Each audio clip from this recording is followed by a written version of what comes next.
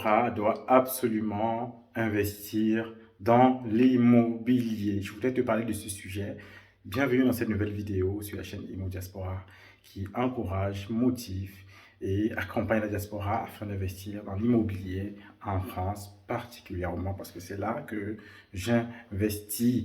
Et c'est pour trois raisons. Je voulais te donner trois raisons dans cette vidéo. Si tu n'es pas encore abonné, merci de t'abonner, de liker, de partager la vidéo parce que le but ici est de pousser la diaspora à investir, à évoluer, à avancer dans cette nation.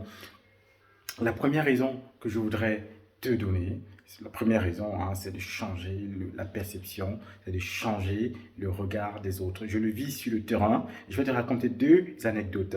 La première anecdote, c'est lorsque j'ai acheté mon immeuble sur lequel je fais actuellement la division là, un jour, le responsable de l'agence immobilière qui m'a vendu le bien, et il est passé pour voir, je ne me rappelle plus trop quoi, quand il arrive, il y avait mes artisans qui sont des Français. Quand il les rencontre, il vous leur demande. Moi, j'étais là, on était trois. J'étais un peu en avant, il m'est passé. Il a demandé aux deux autres, c'est vous les propriétaires? C'est vous les propriétaires? Et mes artisans se sont mis à bégayer. Non, non, non, c'est lui, ils se sont mis à m'édoter. Et il se retourne vers moi, et voyant que je suis un afro. Il a fait un riz jaune en fait. Limite, il était un peu gêné.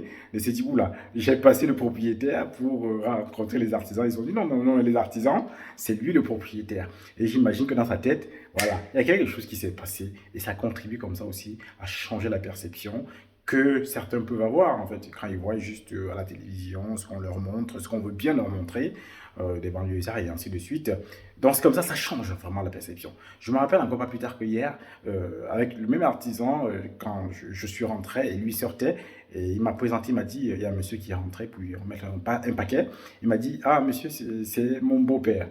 Et j'ai dit bonjour monsieur, voilà, on a fait une blague, je suis passé et il a continué à dire derrière que c'est le propriétaire, c'est le propriétaire en fait, il m'a présenté comme le propriétaire.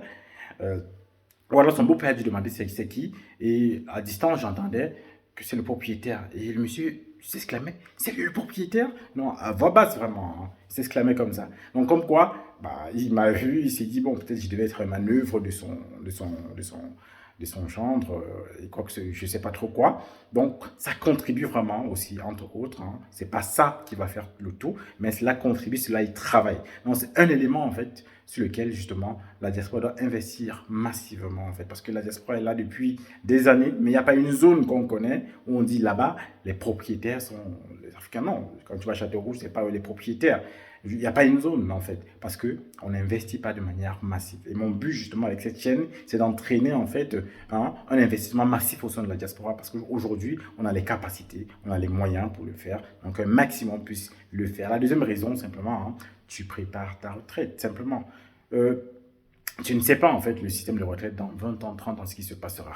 Aujourd'hui, quand tu commences à mettre un bien, à louer un bien, le locataire paye le loyer, il rembourse le crédit. Ça veut dire que si c'est un bien de 100 000 euros, dans 20 ans, quand tu seras en retraite, tu auras un bien de 100 000 euros que tu pourras revendre et faire ce que tu voudras avec, c'est-à-dire soit augmenter ton niveau de vie à la retraite ou quoi que ce soit.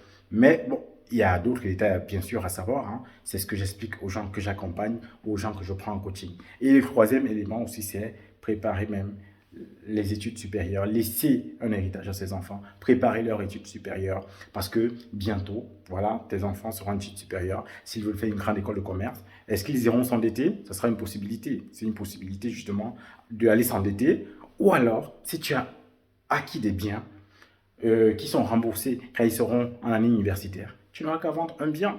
Tu vends un bien et ça paye toute sa scolarité. Si elle est sur une école de commerce qui coûte 20 000 euros par an, si tu as un bien qui est de 100 000 euros qui est déjà amorti, ça fait 60 000 euros plus le coût de vie. Le bien finance l'intégralité des études supérieures. Quelque chose sur lequel tu n'auras même pas tellement suivi pour travailler parce que vraiment, ça ne prend pas tant de temps que ça pour pouvoir gérer des biens. Donc, voilà les trois raisons que je voulais te donner aujourd'hui, toi qui es de la diaspora, pour t'encourager, pour t'apprendre en fait à voir loin. Ne vois pas juste aujourd'hui, ne te dis pas je vais rentrer bientôt, non. Commence. Si demain tu rentres, tu le vends ou tu le mets en gestion. Il y a toujours des moyens, mais commence à le faire maintenant et ça va t'aider. Ça va t'aider dans quelques années et tu ne regretteras pas.